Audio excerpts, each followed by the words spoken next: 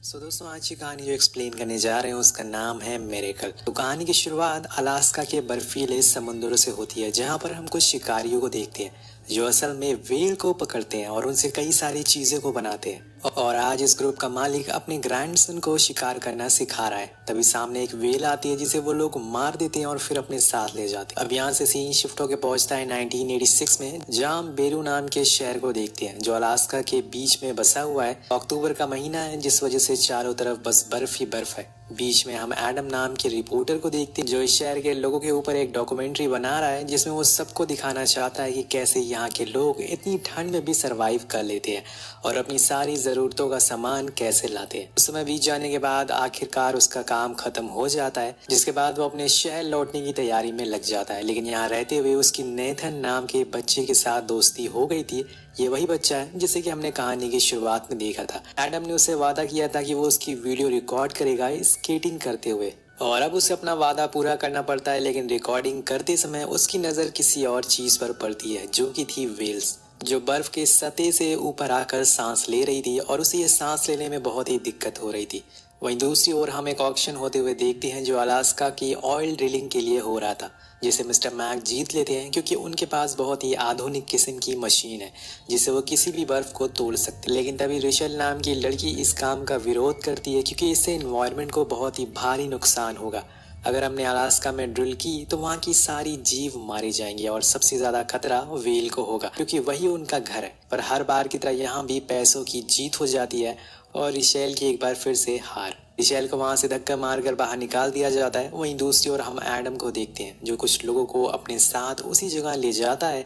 वहां जाके उसे पता चलता है कि यहाँ पे तो व्हेल की पूरी फैमिली है जिसमें मेल, फीमेल और एक बेबी व्हेल भी है। लेकिन वो समुद्र तक नहीं जा पा रहे हैं क्योंकि वहां बर्फ जम चुकी है और वो तीनों यही फंस चुके हैं। वो बार बार ऊपर आ रहे हैं ताकि उस जगह को जमने ना दे। लेकिन तभी एक आदमी बताता है कि आने वाले 3 दिनों में फिर से बर्फ गिरने वाली है जिससे ये जगह भी जम जाएगी और अगर ऐसा हुआ तो ये पूरा परिवार मारा जाएगा। ये सब सुन के एडम को बहुत बुरा लगता है, इसलिए वो डिसाइड करता है कि वो इस चीज को रिकॉर्ड करेगा और फिर अपने हेडक्वार्टर सेंड करेगा। वो अपने रूम में आकर सारी क्लिप को न्यूयॉर्क सेंड करता है, जिसके बाद इस न्यूज को पब्लिश कर दिया जाता है और जो भी इस खबर को देखता है उसकी आंखें नम हो जाती है क्योंकि हर कोई चाहता था कि इस परिवार को बचा लिया जाए। वहीं रिशेल जब इस न्यूज को देखती है तो वो फौरन एडम को कॉल करती है। उसके पास उसका नंबर था क्योंकि एडम उसका एक्स बॉयफ्रेंड था। वो उससे सारी चीजें एक एक करके पूछती है जिसमें वो बताता है कि अब हमारे पास सिर्फ 3 दिन बचे हैं, जिसके बाद वो जगह जम जाएगी और फिर गांव वाले उन्हें मार कर खा जाएंगे क्योंकि यहाँ पे खाने की बहुत ही कमी हो रही है। रिशेल उसे थैंक यू भी बोलती है क्योंकि उसने वहाँ की सच्चाई दिखाई थी जो वो सालों से सबको दिखाना चाह रही थी। अब इस न्यूज की वजह से शायद कुछ सही हो जाएगा क्योंकि मीडिया की ताकत पैसों से ज्यादा होती है। वेल, नेक्स्ट डे रिशेल अलास्का के गवर्नर से मिलने जाती है जहां वो उनसे उसी व्हेल के सिलसिले में बात करती है और कहती है कि अगर आप एक आइस ब्रेकर की शिप की मदद से उस जगह के बर्फ को तोड़ दे तो वो पूरा व्हेल परिवार वहां से आजाद हो जाएगा। लेकिन गवर्नर उसकी बात पर हंसते हुए इग्नोर कर देते हैं और वहां से चले जाते हैं। लेकिन कुछ समय के बाद जब एडम की न्यूज की टीआरपी बढ़ने लगती है तो कई सारे न्यूज चैनल वाले भी इसी न्यूज को कवर करने लगते, जिससे कि बहुत सारे एनिमल लवर की नजर इस चीज पर पड़ती है, जिसके बाद हर जगह बस इसी के बारे में बातें होना शुरू हो जाती है। और ऐसे ही करते करते ये न्यूज व्हाइट हाउस तक पहुंच जाती है, जिसके बाद अब आगे क्या होगा वो तो आपको पता चल ही जाएगा। वहीं कुछ ही दिनों बाद रिशेल के पास एक अननोन नंबर से कॉल आता है जिसमें एक लेडी उसे बताती है कि अगर तुम्हें उन व्हेल्स को बचाना है तो तुम्हें स्रे नाम के शहर जाना होगा जहाँ पे एक मशीन है जिसकी मदद से तुम उन बर्फ को तोड़ सकती हो। लेकिन उस मशीन को लाने के लिए तुम्हें नेशनल गार्ड्स की जरूरत पड़ सकती है। रिशेल आखिर में पूछती है कि आप बोल कौन रहे हो, लेकिन वो कुछ भी नहीं बताती और फोन कट कर देती है। लेकिन उसी दौरान हमें पता चल जाता है कि ये लेडी असल में मिस्टर मैक की वाइफ है जिन्होंने ऑक्शन में अलास्का के ऑयल ड्रिल की लीज ली है। लेकिन उसकी वाइफ एक एनिमल लवर है और वो नहीं चाहती कि उन व्हेल्स को कुछ हो, इसलिए उन्होंने ऐसा किया। अब कुछ देर बाद मिस्टर मैक के पास रिशेल का कॉल आता है क्योंकि वो मशीन उन्हीं के पास है, पर वो उसे साफ साफ मना कर देते हैं क्योंकि ऑक्शन में उसने सबके सामने उनकी बेइज्जती करी थी। लेकिन उनकी वाइफ समझाती है कि इस समय पूरी दुनिया को पता चल चुका है कि अलास्का में एक व्हेल फैमिली को रेस्क्यू किया जाना है और अगर इस समय हम अपनी मशीन उन्हें दे दे तो तुम्हें अगले इलेक्शन में भारी सपोर्ट मिल सकता है। मिस्टर मैक को ये बात कहीं ना कहीं सही लगती है, इसलिए वो उसे मशीन दे देते हैं। वो कहते हैं कि अगर इरादे नेक हो तो आपको कोई नहीं रोक सकता है और यहाँ भी कुछ ऐसा ही हुआ था। वहीं दूसरी ओर बेरू शहर में बहुत सारे रिपोर्टर अब आने लगे हैं क्योंकि सभी लोग व्हेल के रेस्क्यू को कवर करना चाहते हैं। अब उधर दूसरी तरफ रिशेल का सभी लोग इंटरव्यू कर रहे होते हैं जिसमें वो उन्हें बताती है कि हमें मशीन मिल गई है, लेकिन यहाँ पे लाने के लिए हमें गवर्नर की परमिशन चाहिए जो हमें अभी तक नहीं मिली है। उसके इंटरव्यू गवर्नर भी देख रहे होते हैं जिसके बाद उन पर दबाव बनने लगता है तो उन्हें मजबूरन परमिशन देनी पड़ती है। वहीं दूसरी ओर मिस्टर मैक के पास नेशनल गार्ड वाले आ जाते हैं और मशीन को ले जाने के लिए, लेकिन वहां तक इस मशीन को ले जाना इतना आसान नहीं है क्योंकि उन्हें अलास्का के बिल्कुल बीचों बीच में जाना होगा। मिस्टर मैक कहते हैं कि क्यों ना हम हेलीकॉप्टर की मदद से उस मशीन को वहां तक ले जाए। हालांकि ये काम इतना आसान तो नहीं है पर इसे जैसे भी पूरा करना ही होगा कि अगर ये नहीं हुआ तो उनकी बहुत ही बेइज्जती होगी। इसके बाद बेरू में अब विजिटर की भीड़ बढ़ती जा रही थी। सभी लोग फ्लाइट से वहां पहुंच रहे थे जिस वजह से वहां के होटल में लोगों की भीड़ बढ़ने लगी थी और उन्हीं में रिशेल भी एडम से मिलने आती है और उसे कहती है कि हम उन्हें बचा तो लेंगे लेकिन हमें बेरू शहर के शिकारियों को समझाना होगा कि अब वो इन व्हेल का शिकार ना करे वरना ऐसे वो एक एक करके खत्म हो जाएंगी। उसकी ये बात को ध्यान में रखते हुए एडम उन शिकारियों के हेड से मिलने जाता है और उन्हें समझाता है कि मुझे पता है कि आप लोगों के पास खाने के लिए कुछ नहीं है इसलिए आप ऐसा करते हैं, लेकिन यहाँ पे बहुत सारे लोग मौजूद हैं। अगर आपने उन व्हेल्स को मारा तो आप पर बहुत गुस्सा होंगे वो लोग, इसलिए बेहतर होगा कि आप ऐसा ना करें।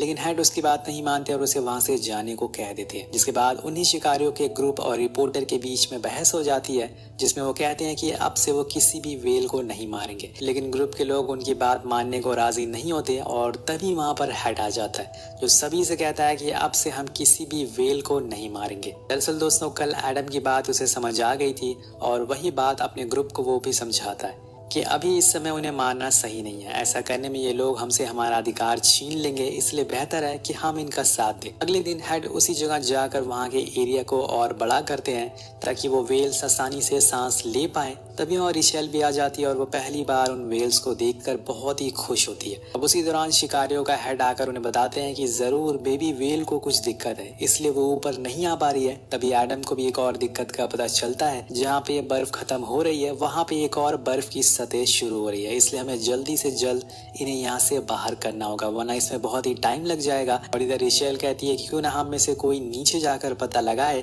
कि असल में दिक्कत क्या है। पर एक आदमी कहता है कि ऐसा करना खुद की जान लेने के बराबर होगा।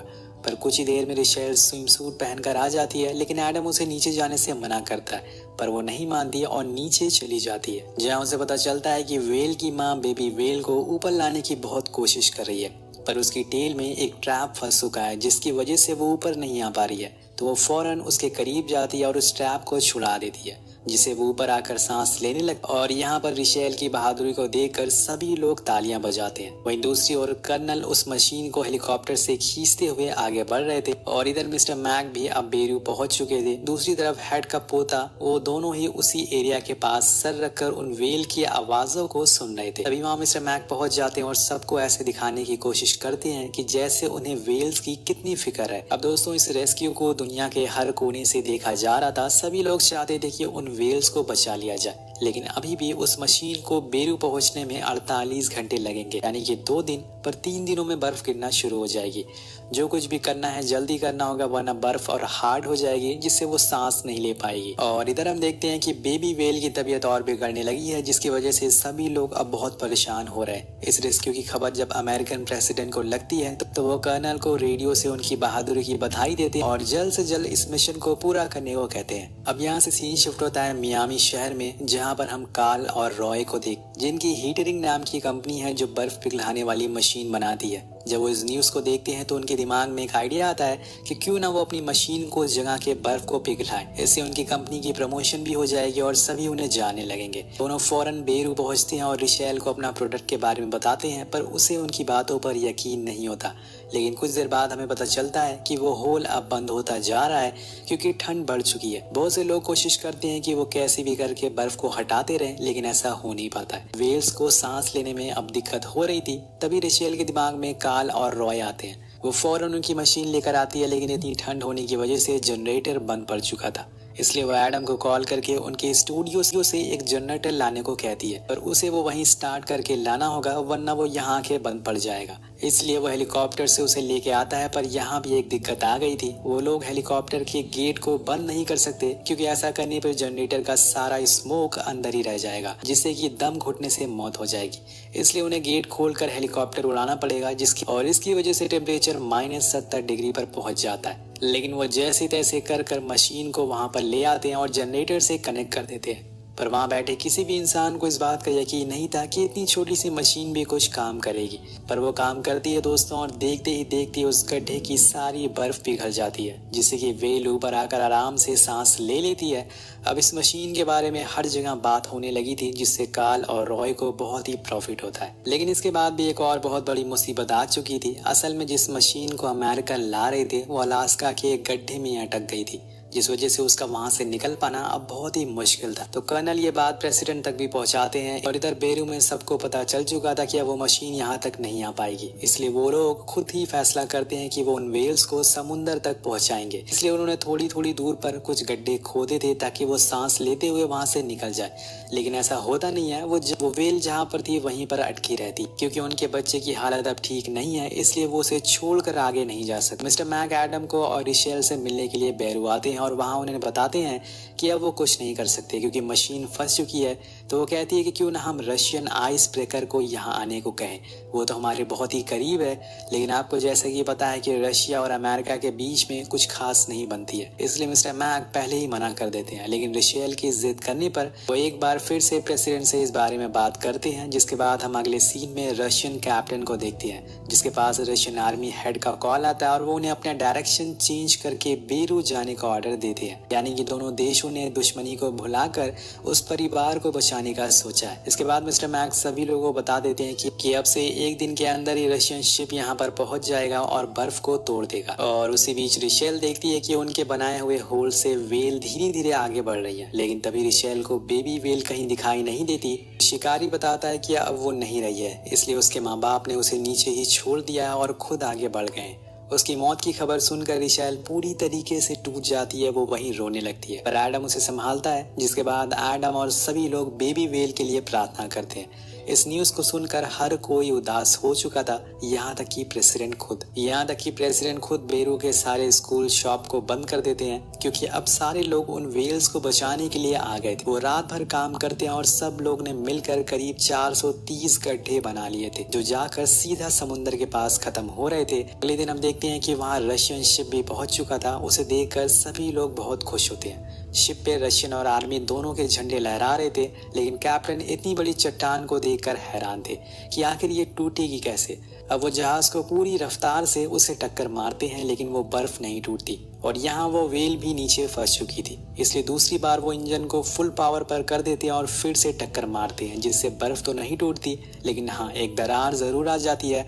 पर इन सब की वजह से वेल बहुत डर गई थी, क्योंकि इसे बहुत ही तेज झटके लग रहे थे, और इसी वजह से वो दोनों वेल पीछे जाने लगती है। लेकिन ये देख कर रिशेल घबरा जाती है, क्योंकि वो सारे होल अब जाम हो चुके थे, जिस वजह से वो ऊपर आकर सांस नहीं ले पा रही थी। अब दोस्तों इधर जो शिप होता है वो तीसरी बार कोशिश में अपनी पूरी जान लगा देता है, और फाइनली इस बार वो दीवार को तोड़ देते हैं और एक होल बना देते हैं, जो सीधा जाकर समुद्र से जुड़ा हुआ था, जिसके रास्ते वेल आ सकती थी। तो सब लोग इंतजार करने लगते हैं, लेकिन काफी देर हो जाती है, कोई भी हलचल नहीं होती है। रिशेल को अब लगने लगता है कि शायद वो बच नहीं पाई है। तभी वो दोनों वेल से एक छलांग मारती हुए ऊपर आती हैं और तैरते हुए समुद्र में चली जाती हैं। दोनों को जिंदा देखकर सभी लोग रोने लगते हैं, पर सबसे ज्यादा रिशेल खुश थी, क्योंकि उसने पूरी जान लगा दी थी इन वेल्स को बचाने के लिए। कुछ दिनों बाद हम देखते हैं कि कर्नल शादी कर लेते हैं। वहीं कार्ल और रॉय की भी कंपनी अब चलने लगी थी। वहीं दूसरी ओर मिस्टर मैक भी इलेक्शन जीत गए थे।